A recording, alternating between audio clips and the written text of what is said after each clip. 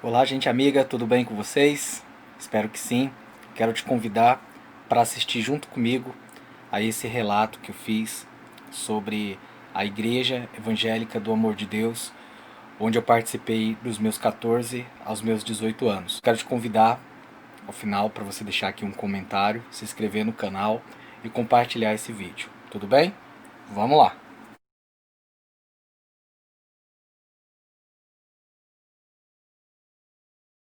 Bom, a IEAD é a Igreja Evangélica do Amor de Deus.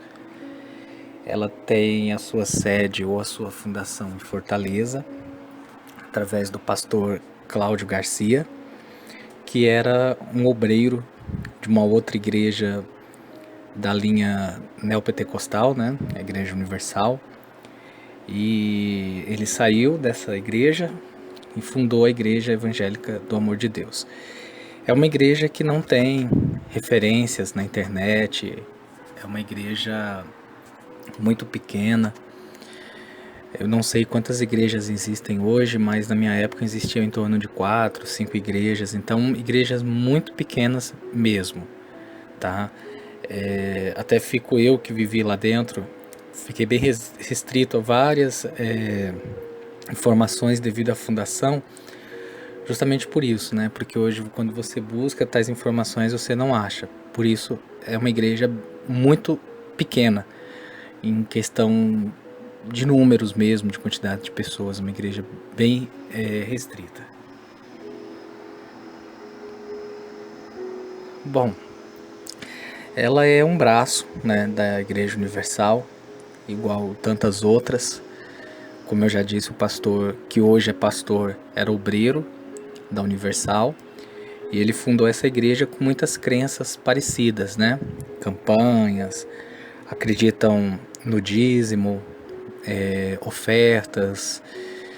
Eles têm crenças muito parecidas, né, com a da Igreja Universal, sobre monte, fazem oração, queimam pedidos em montes, utilizam também alguns elementos, né, que a gente chama elemento da religião judaica, né, como por exemplo o candelabro,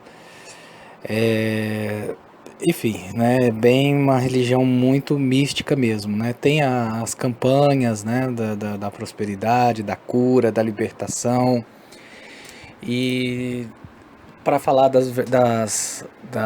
faz rifas também para arrecadar dinheiro, jantares, bazares, café da manhã, tudo para poder arrecadar dinheiro, sempre falando que estão fazendo para Deus. Sempre a palavra é usada dessa forma, para Deus, em nome de Deus, para a obra de Deus, tá? Uma das crenças que eles tinham na época é sobre a questão do namoro, né? Então eles proibiam o namoro, o jovem não podia namorar. Caso o jovem opte, né, por namorar, teria que ter o consentimento do pastor. Se não tivesse, ele não podia namorar. Então ele ficava bem vulnerável mesmo nessa questão, né? E após ele aceitar isso, se o pastor concordasse, teria que ser no máximo 6 meses para poder casar. Então você imagina, no meu caso eu, um jovem, né, de 14 anos, em plena ali fase de puberdade para adolescência, ter que passar por isso, né? Não estou falando para você aqui que um jovem de 14 anos tem que namorar, não é isso. Se pode, se não pode, quem sou eu para dizer? Mas eu, por ser um jovem, eles ensinavam que não podia namorar, ensinavam que a masturbação é pecado. E na época eu me lembro muito bem que eu não podia, né, nem me masturbar, porque o meu testículo doía muito, né? E eu tive até hoje sérios problemas em relação a isso. Então não deixa de ser uma religião, né, uma prisão religiosa, né, que aprisiona a mente das pessoas.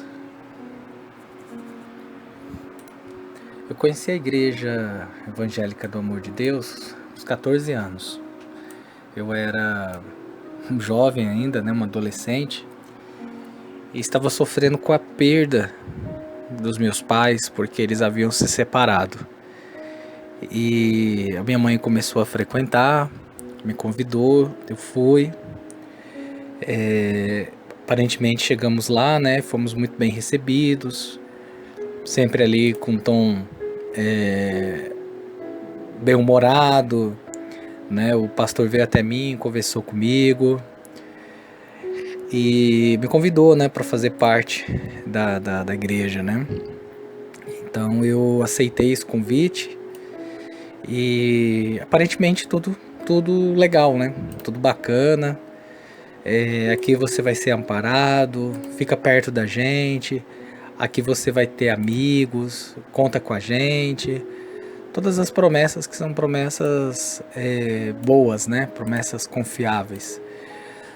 E foi assim que eu conheci. Eu comecei a frequentar, comecei a praticar o que lá era ensinado, como a questão do batismo, como a questão das crenças posteriores e quanto ao chamado doutrinário, né? Que é isso que eles fazem lá.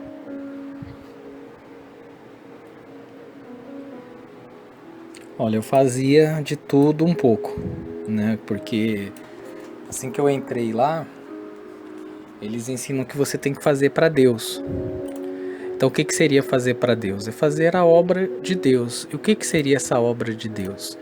É trabalhar para Deus. Então, você tem Deus e você tem ali o representante de Deus, que é o pastor. Então, o pastor ele vai te conduzir sobre o que você deve fazer ou não fazer.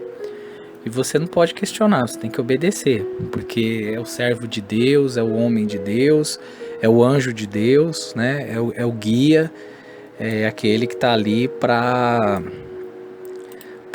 te orientar espiritualmente, né?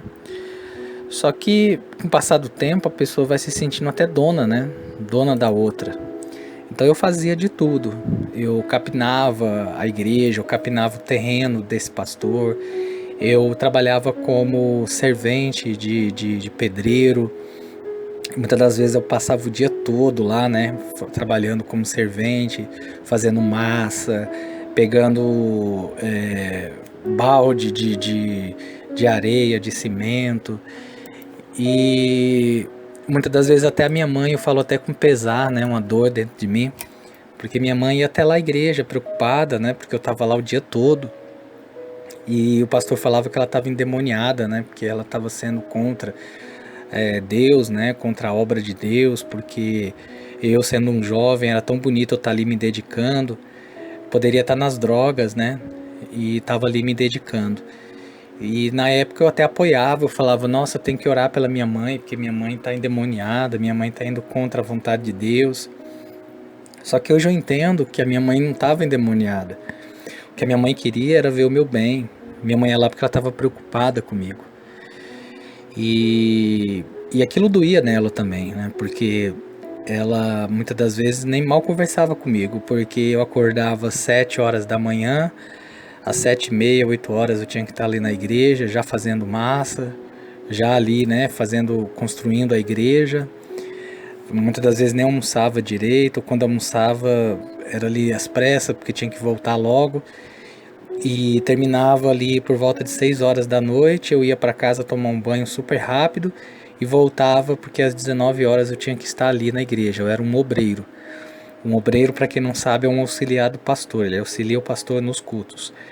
E eu tinha que estar ali, né? Já tinha que estar ali, às vezes o culto terminava 8h30, eu ainda ficava ali e acabava chegando em casa umas 9, 9h30. Isso quando a minha mãe não ia me buscar lá preocupada, eu acabava sendo motivo de chacota novamente, né?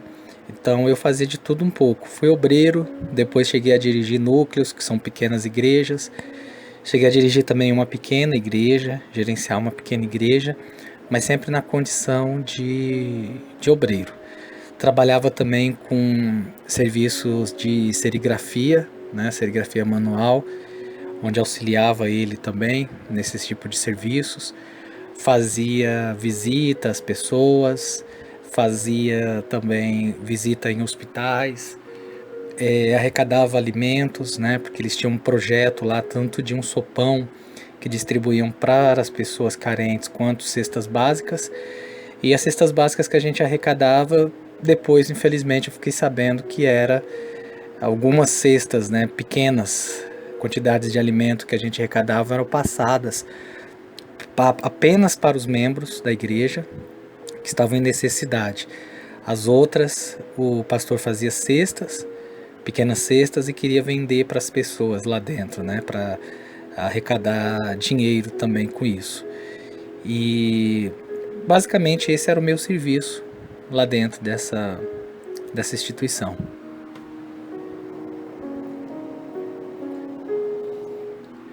Olha, tem vários casos, né? Eu vou contar alguns aqui que eu me lembro, mais para que vocês possam ver que o interesse muitas das vezes não é a alma da pessoa, não é fazer o bem, não é a boa intenção. O desejo maior é dinheiro, né? Eu conheci uma senhora que ela tinha problema, né, ela era uma catadora de reciclagem, e ela fazia esse tipo de trabalho, né?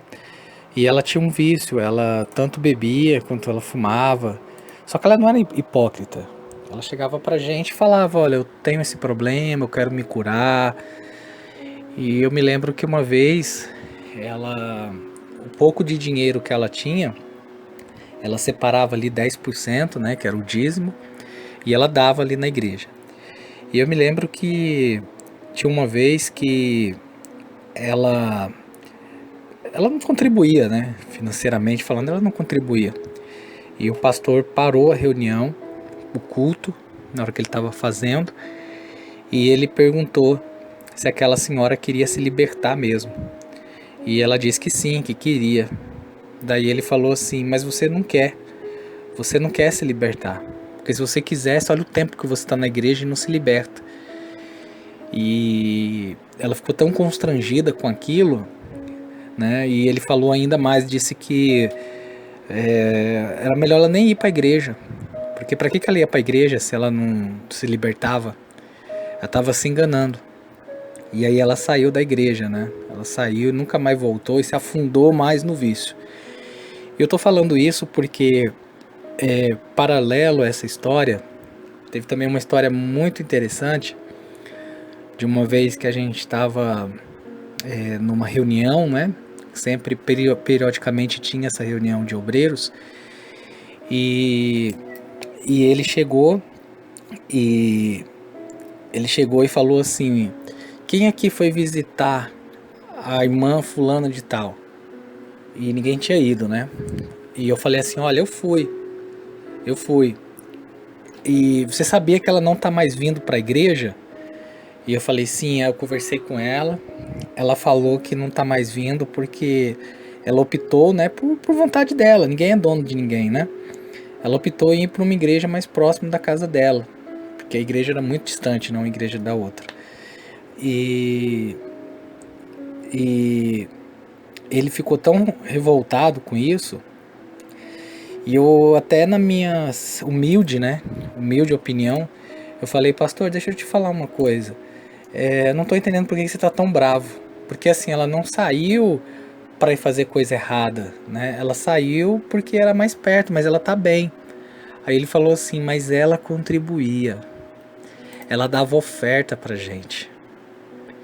Aquilo ali me causou assim um ponto de interrogação tão grande na cabeça, porque como que podia ele ter sido tão grosso com uma pessoa e tão amável, tão preocupado com outra? Para você ver que a intenção não é a alma da pessoa, a intenção é mais a questão mesmo da lucratividade, né? E lá tinha muitos casos. Teve um caso uma vez na rádio, né, que a gente virava às vezes à noite lá na rádio, fazia programa de rádio. Eu cheguei a fazer alguns programas, mas no começo eu era auxiliar, então eu ficava no telefone, atendendo o telefone. Eu me lembro que uma vez o pastor Cláudio, ele me humilhou tanto na frente das pessoas que estavam ali na sala, porque o telefone tocou, eu demorei para atender o telefone. Ele me chamou de lesado, disse que eu tinha que ser mais ágil, sabe, muitos casos, né? E lá é muito assim, lá é muitas crenças que não tem muita coerência, né? Tem por exemplo, a mulher, vamos supor, do obreiro, né? Que depois passa por um cargo chamado de evangelista. Aí o camarada vai e vira pastor. Então automaticamente você tem que chamar ele de pastor e a mulher dele de missionária. Às vezes a mulher não sabe nada de Bíblia, igual eu vi muitas mulheres lá, né? Mas porque agora o marido é pastor, então ela também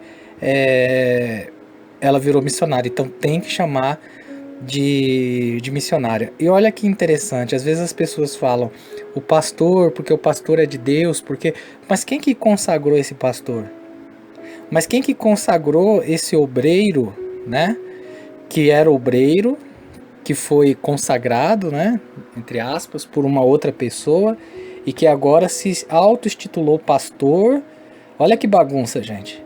E agora está formando outros pastores, consagrando outras pessoas a pastores em nome de Deus ou para Deus. Olha que confusão, né? Que confusão. E também teve um caso de uma vez, né, que a gente tinha que pagar um carnê. Lá, além de você dar oferta e dar dízimos, né, que são 10% de tudo que você ganha, você ainda tinha que pagar um carnê. E na época esse carnê era R$ 30 por mês. Aí você pode pensar assim, mas só R$ 30, Bruno? E R$ 30 na época representava 10% do salário mínimo. Em torno de 2005, 2006, mais ou menos esse ano. O salário mínimo era R$ 300, então 10% ia dar R$ 30. Então, além do dízimo, a gente tinha que pagar também esse valor, além da oferta, além do dízimo, além de campanhas, né, que tinham que pegar envelope. É uma Universal, praticamente, né, uma cópia da Universal, só falta agora fazer a fogueira santa lá também. E como eu não trabalhava, porque o meu tempo era 100% dedicado à igreja, eu não tive como contribuir. Só um rapaz lá que era assalariado que contribuiu. Moral da história, fomos todos nós afastados, que eles chamam ir para o banco, né? Foram todos afastados de vestir a farda, porque não contribuíram com esses R$ 30. Então, eu tô falando isso para vocês, para poder alertá-los, porque isso me traz uma dor quando eu falo sobre esse assunto, me traz um peso. E hoje é interessante porque a gente tem que tomar muito cuidado com isso. No caso da minha mãe, por exemplo, né, a gente limpava a casa do pastor, passava pano, né, chegava até muitas das vezes até a dar banho nos cachorros dele, né, os cachorros lá que ele tinha. E isso era normal, isso era, né, ele mesmo falava, vocês estão fazendo isso aqui para Deus. A gente não ganhava R$ 1 para fazer isso, não existia remuneração, mas ele falava que era para Deus. E a minha mãe ia lá me chamar e era ainda ofendida. Então assim, no caso da minha mãe, o que ela fazia? Ela se calava. Se fosse eu hoje, eu não iria me calar. Pelo contrário, eu iria fazer uma denúncia. Eu iria denunciar o Ministério do Trabalho, o Ministério Público. E eu estou falando isso porque, além de ser um alerta, eu não sei se hoje eles estão praticando isso. Mas se eles estiverem, se você que me ouve, sabe que o seu filho está lá e está sofrendo esse tipo de abuso, esse tipo de pressão, esse tipo de prisão, você deve denunciar. Você deve denunciar o Ministério do Trabalho, o Ministério Público, para que investigue isso, porque isso, gente, isso é crime. É crime. Além de eles estarem cometendo uma prisão psicológica, uma prisão religiosa, eles estão cometendo crime, tá? Tome muito cuidado também. Tome muito cuidado. Também seria interessante investigar um projeto que eles têm dessa igreja, chama Projeto Emanuel, onde é um projeto de recuperação de viciados. Então tome muito cuidado com isso, porque às vezes é feita a oferta a um morador de rua, alguém que está no vício da droga, para que possa se reestruturar. E essa pessoa, não só nesse projeto, mas eu já vi isso em vários lugares, ela entra para esse ministério, ela vai até esse ministério e lá dentro elas começam a ter um tipo de trabalho escravo, capinar terreno, fazer os mesmos tipos de trabalho que eu fiz, tá? Só que da mesma forma também passa a ser um trabalho escravo, ou uma prisão, independente da pessoa ser maior ou menor de idade. Isso aí não vai influenciar, é o mesmo crime. Então, tome muito cuidado com tudo isso.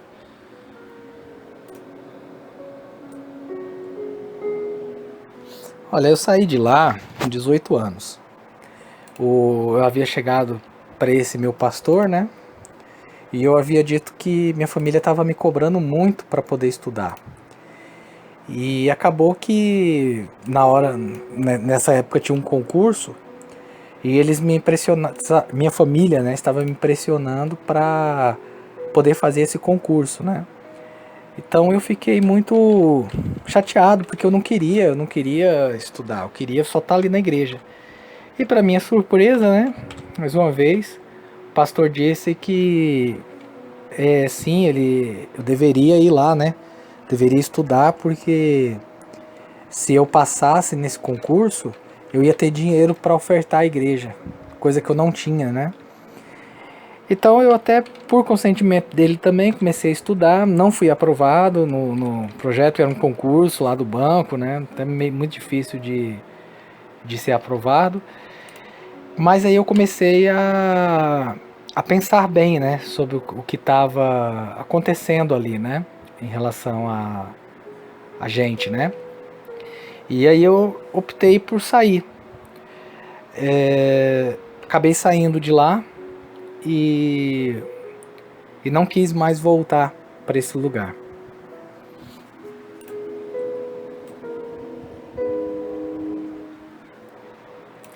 Olha, a lição que a gente pode tirar disso é o seguinte: você que está me ouvindo, você pai, você mãe, tome muito cuidado onde você está levando seu filho, onde seu filho está frequentando. Não sei se vocês se lembram do caso do Lucas Terra, né? Eu até cheguei a conhecer a mãe dele pessoalmente. Teve uma coisa que o pai dessa criança falou, depois vocês podem até pesquisar aí, caso Lucas Terra, lá na Igreja Universal. O pai dele falou que o lugar que ele mais sentia segurança em deixar o filho era na igreja. Era o lugar mais seguro que ele confiava para deixar a criança. E a criança foi violentada, queimada, estuprada, né? Aconteceu um monte de coisa horrível com ela. Inclusive isso está até em processo também até hoje. Então assim, toma muito cuidado, gente. Muito cuidado. É muito bom seu filho estar numa igreja. É melhor do que ele estar nas drogas. É melhor. Mas prisão é prisão. Prisão, o que se refere a prisão religiosa, prisão psicológica, prisão espiritual. Você deve tomar muito cuidado com isso. Muito cuidado. Então analise, veja direitinho onde que o seu filho está indo, se essa instituição ela tem um registro ou não, o que essa religião ensina, o que essa igreja passa de bom para as pessoas, se ela obriga a fazer alguma coisa, porque a partir do momento que você se presta a prestar um serviço social, você não vai ter remuneração. Então você é um voluntário que não é obrigado a nada. Então toma muito cuidado com isso. Onde que seu filho está indo? Se seu filho está apresentando um comportamento estranho, se seu filho está se isolando, se seu filho está com medo de falar alguma coisa para você, como por exemplo no meu caso, qual que era o medo a insegurança que eu tinha? De quem que eu ia falar, gente? Quem que eu ia falar sobre sexo? Para quem que eu ia falar sobre problemas que eu tinha? Para quem que eu ia falar sobre traumas que eu tinha? Sobre vontade de chorar? Para quem que eu ia falar? Para um pastor que ia me julgar? Para um pastor que exige até que a própria esposa o chame de pastor, né? É um radical, um religioso. Então, para quem que eu ia ter a confiança de poder falar isso? Então toma muito cuidado, porque você que é pai, você que é mãe, você deve acompanhar seu filho em todos os lugares, saber onde ele está, o que ele está fazendo, e principalmente ter a confiança dele, né? Porque é muito importante que seu filho confie em você. Então essa lição que a gente pode tirar sobre esse alerta que eu estou deixando aqui para vocês.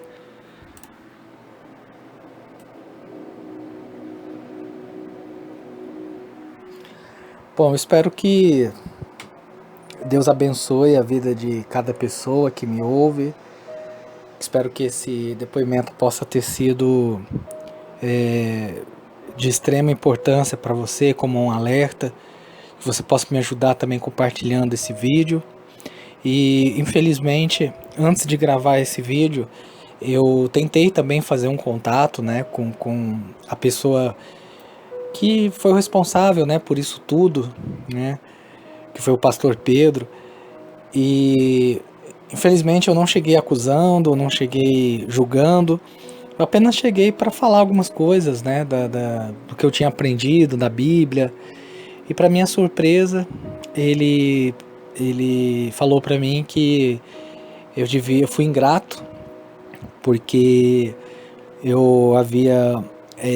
havia me ajudado no momento que eu tanto precisei, e como se eu estivesse cuspindo, né, no prato que eu comi, porque quando eu precisei, ele que me ajudou, e não aceitou o que eu havia passado para ele, né, porque agora então eu já havia discordado de algumas práticas, como a questão do dízimo, outras coisas, né, mais espirituais, de doutrina mesmo, de ensino. Ele disse isso para mim e acabou me bloqueando, né? Então fico mais uma vez o alerta para vocês, porque realmente é isso que acontece. É como se você fosse uma peça. Quando você não serve mais, quando você não tem mais o seu espaço, quando você não dá retorno para o teu líder, para a tua religião, é assim que acontece. Eles vão te rejeitar, eles vão parar de falar com você e eles vão atrás de uma outra pessoa. Não se preocupe, não pense que agora que eu já sei o que aconteceu, agora que eu descobri a verdade, né, entre aspas, agora que eu evoluí, agora que eu passei por um novo patamar, agora que eu estou conhecendo mais a verdade, eu vou lá, eu vou no fulano, eu vou no meu líder, eu vou no Beltrano, eu vou avisar eles, eu vou conversar com eles, eles vão mudar o modo de crer, eles vão mudar o modo de falar, eles vão mudar o modo de se expressar. Não vá atrás disso, porque isso vai perder tempo. O que você deve fazer é seguir a sua vida, tocar a sua vida em frente e deixar que o mais Deus vai fazer. Muita gente também, é importante eu esclarecer, muita gente pergunta se eu tenho mágoa, se eu sinto raiva, se eu desejo mal para essas pessoas. De forma alguma. A resposta é não. Eu não tenho mágoa, eu não desejo mal para eles, né? Nem para o pastor que cuidou de mim, que me acolheu ali, cuidou entre aspas, né? Que me administrou, vamos dizer assim. Nem para o pastor líder, nem para ninguém.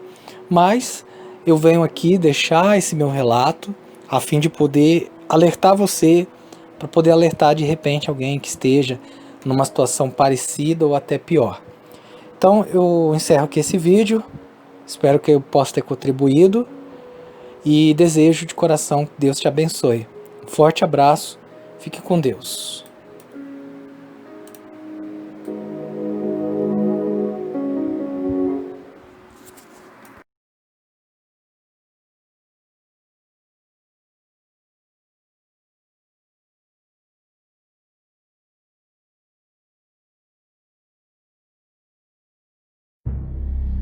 Aqui na Bíblia Sagrada, no livro de Colossenses, capítulo 2, versículo 14, está escrito que havia um escrito de dívida e de maldição da humanidade. E o Senhor Jesus tomou esse escrito que havia contra a humanidade e o cravou na cruz. E também despojou todo o principado e toda a potestade. Nessa sexta-feira santa, dia 14 de abril, à tarde, nós estaremos fazendo o clamor da nona hora. E eu quero convidar você. Eu sou o pastor Fábio Lopes e estou aqui na Igreja Evangélica do Amor de Deus. Você que está passando por crise financeira, você que está em crise familiar, seu casamento não vai bem, você vai estar comigo às 3 horas da tarde, para junto nós estamos fazendo o clamor da nona hora. Haverá uma cruz aqui no altar, e às 3 horas da tarde nós estaremos iniciando esse grande clamor. E eu tenho certeza que o milagre de Deus vai acontecer na tua vida. E na oportunidade, eu vou estar lhe entregando o sangue do Cordeiro, para que você faça uso pela fé. Porque aquele que tem fé faz com que o sobrenatural aconteça. Às 3 horas da tarde, Eu aguardo você. Até lá, em nome de Jesus.